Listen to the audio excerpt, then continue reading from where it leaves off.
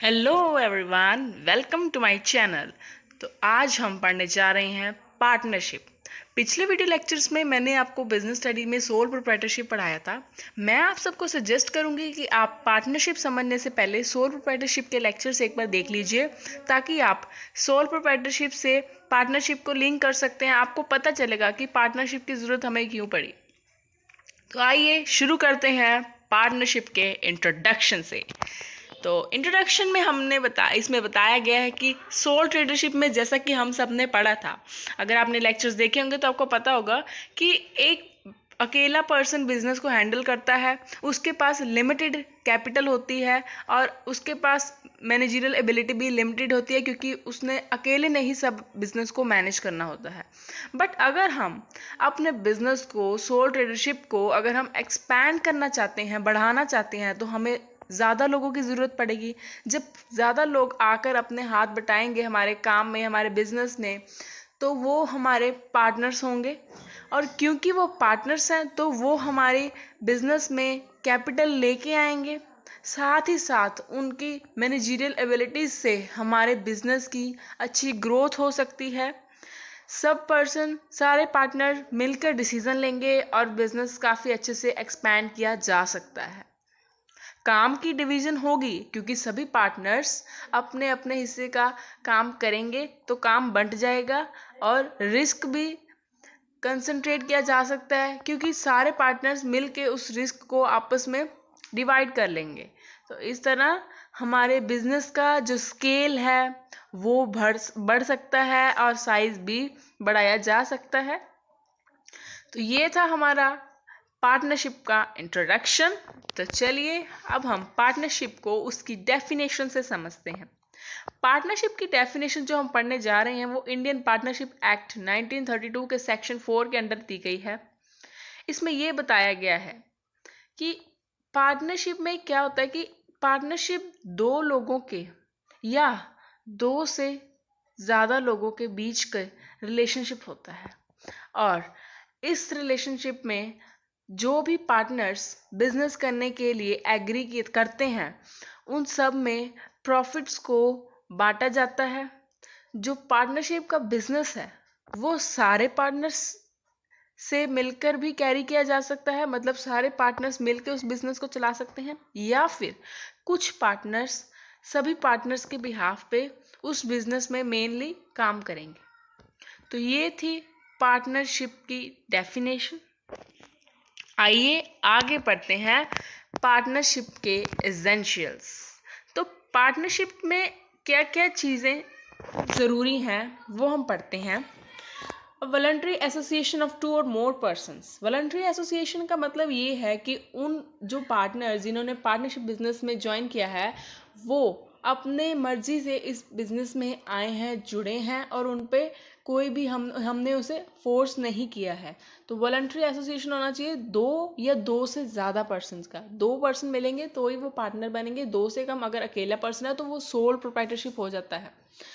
Second is the partnership agreement binds the partners with the firm. तो जो partners के जो भी काम होगा, जो भी पार्टनर्स काम करेंगे, तो वो अपने काम के लिए फर्म को अकाउंटेबल होंगे और उनकी ही सारी रिस्पॉन्सिबिलिटी होगी। साथ ही साथ थर्ड पॉइंट में हमें ये पता चलता है कि पार्टनर्स के बीच में एक लीगल एग्रीमेंट होनी चाहिए। अगर पार्टनर्स पार्टनरशिप बिजनेस स्टार्ट करने जा रहे हैं तो उन सब के बीच में बिजनेस स्टार्ट करने से पहले एक एग्रीमेंट, सहमति होगी, और वो एग्रीमेंट लीगली वैलिड होनी चाहिए। Fourth is the business in the form में be run either by all the partners और some of them acting for all. तो जैसा कि मैंने आपको डेफिनेशन के अंदर बताया कि जितने भी पार्टनर्स बिजनेस में हैं वो सारे के सारे बिजनेस में काम कर सकते हैं, या फिर कुछ पार्टनर्स की तरफ से मेनली वो बिजनेस संभाला जा सकता है बाकी पार्टनर्स के बिहाफ पे। और सारे पार्टनर्स के बीच में जो भी प्रॉफिट्स हमें बिजनेस से अर्न होते हैं, जो भी हम इन्वेस्टमेंट करते हैं, उससे जो प्रॉफिट्स अर्न होंगे वो सब में शेयर किए जाएंगे। सभी पार्टनर्स अपने अपने साथ कैपिटल लेके आएंगे और अपने अपने सर्विसेज प्रोवाइड करेंगे बिजनेस के लिए। और इस जो बिजनेस है पार्टनरशिप का, इसका मेन मोटिव होगा प्रॉफिट अर्निंग, प्रॉफिट अर्न करना। और पार्टनरशिप बिजनेस में भी जैसे कि मैंने अब हम पार्टनरशिप के फीचर्स समझते हैं। तो first feature is number of persons. तो इसमें बताया गया है कि पार्टनरशिप फॉर्म ऑफ ऑर्गेनाइजेशन में मिनिमम 2 पर्सन्स होने चाहिए, तभी वो पार्टनरशिप कहलाएगी, और मैक्सिमम 20 पर्सन्स हो सकते हैं। अगर हम 20 पर्सन से ज़्यादा रखते हैं तो वो पार्टनरशिप नहीं, फिर वो एज अ कंपनी कंसीडर की जाएगी। Second is agreement between partners. तो जैसा मैंने पहले आपको बताया था कि सभी पार्टनर्स के बीच में एग्रीमेंट होना चाहिए और वो एग्रीमेंट लीगल होना चाहिए। थर्ड पॉइंट वही आ गया, लीगल बिजनेस। अगर हम कोई बिजनेस करने जा रहे हैं तो वो इलीगल नहीं होना चाहिए। अगर बिजनेस इलीगल है तो पार्टनरशिप एग्जिस्ट नहीं कर सकती। Fourth is sharing of profits. तो सभी पार्टनर्स मिलके कैपिटल लेके आ रहे हैं, रिस्क शेयर कर रहे हैं, तो सारे प्रॉफिट्स भी सब में शेयर किए जाने चाहिए। Principal and agent relationship. तो नेक्स्ट पॉइंट है principal and agent relationship.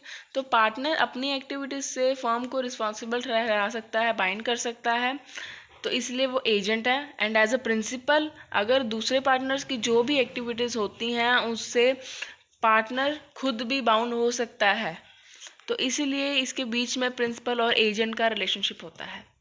Next is common management.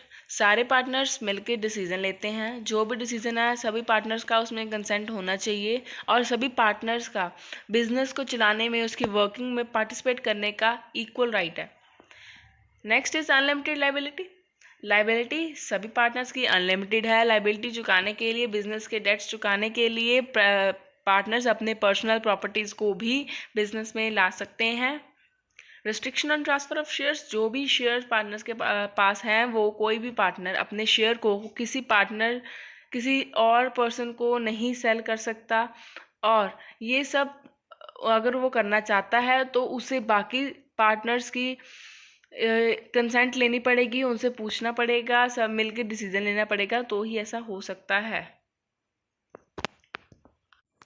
Next is utmost good faith.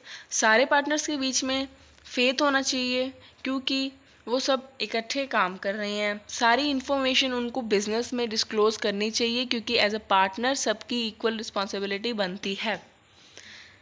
Last point है ड्यूरेशन। तो पार्टनरशिप की ड्यूरेशन कितनी हो सकती है? देखिए, जब एक पार्टनर की अगर डेथ हो जाती है या फिर कोई पार्टनर उस पार्टनरशिप बिजनेस को छोड़ देता है तो पार्टनरशिप ख़त्म हो जाती है, वहाँ पर जाकर पार्टनरशिप आगे नहीं कंटिन्यू करती। तो आइए, होप सो आपको फीचर्स समझ आ चुके होंगे। अब हम पढ़ते हैं पार्टनरशिप डीड और एग्रीमेंट क्या होती है, उसके बारे में हम जानेंगे। देखिए, जब पार्टनरशिप शुरू होती है तो मैंने जैसा पिछली स्लाइड्स में भी आपको बताया कि उनके बीच में एग्रीमेंट होती है, तभी पार्टनरशिप एग्जिस्टेंस में आती है। और जब एग्रीमेंट जो होती है वो रिटन में भी हो सकती है या ऑरली भी हो सकती है। जब सारे पार्टनर्स रिटन एग्रीमेंट पे साइन करते हैं तो वो हमारी पार्टनरशिप डीड बन जाती है। सबके इस तरह सभी पार्टनर्स के बीच में रिटन में एक एग्रीमेंट हो जाती है। तो हम देखते हैं कि पार्टनरशिप डीड के क्या क्या मेन कंटेंट्स होते हैं उसमें। देखिए, उसमें सबसे पहले तो फर्म का नेम होगा कि फर्म का क्या नेम है, हमारा जो बिजनेस हम शुरू कर रहे हैं पार्टनरशिप का उसका क्या ये कोई कि इतनी देर तक पार्टनरशिप चलेगी, तो वो ड्यूरेशन कितनी है वो भी हमें मेंशन करनी पड़ेगी। कैपिटल कंट्रीब्यूशन की हर पार्टनर कितनी कितनी कैपिटल कंट्रीब्यूट करेगा और एक पार्टनर कितना विड्रॉ कर सकता है मैक्सिममली और क्या उस पर इंटरेस्ट पड़ेगा। पार्टनर्स के बीच में प्रॉफिट को शेयर करने की क्या रेशियो होगी, किस रेशियो में कि वो इक्वल है या फिर उन्होंने कोई पर्टिकुलरली रेशियो रखी हुई है। तो जो सैलरी क्या पे की जाएगी हर पार्टनर को, क्या कमीशन पे की जाएगी, ये सब चीज़ें पार्टनरशिप डीड में होनी चाहिए। और जो कैपिटल पार्टनर बिजनेस में लेके आ रहा है उस पर रेट ऑफ इंटरेस्ट उसे क्या मिलेगा, पार्टनर्स की क्या ड्यूटीज़ होंगी, क्या उनके राइट्स होंगे, फर्म को क्या क्या लोन्स मिले हैं, एडवांसेस मिले हैं और क्या हमें उस पर इंटरेस्ट पे करना है, काम को किस तरह डिवाइड किया जाएगा, क्या प्रोसीजर फॉलो किया जाएगा जब एक पार्टनर की एडमिशन होगी या कोई नया पार्टनर बिजनेस में आता है, अगर किसी की रिटायरमेंट हो जाती है तो क्या प्रोसीजर फॉलो किया जाएगा, अगर किसी पार्टनर की डेथ हो जाती है तो गुडविल की वैल्यूएशन किस तरह की जाएगी, अगर कोई नया पार्टनर हमारे पार्टनरशिप बिजनेस में आता है तो उसकी क्या किस तरह के वो एडमिशन उसे की जाएगी, और जो बुक्स ऑफ अकाउंट्स है उसे किस तरह मेंटेन किया जाएगा, क्या प्रोसीजर फॉलो किया जाएगा जब हमें फर्म को डिसॉल्व यानी कि ख़त्म कर देना है, और अगर फ्रॉड किया जाता है, अगर कोई पार्टनर फ्रॉड करता है तो उस केस में किस प्रोसीजर के द्वारा उस पार्टनर को इस पार्टनरशिप बिजनेस से रिमूव करना है। तो ये सब पार्टनरशिप डीड के कुछ कंटेंट्स थे जिसे मैंने एक्सप्लेन किया।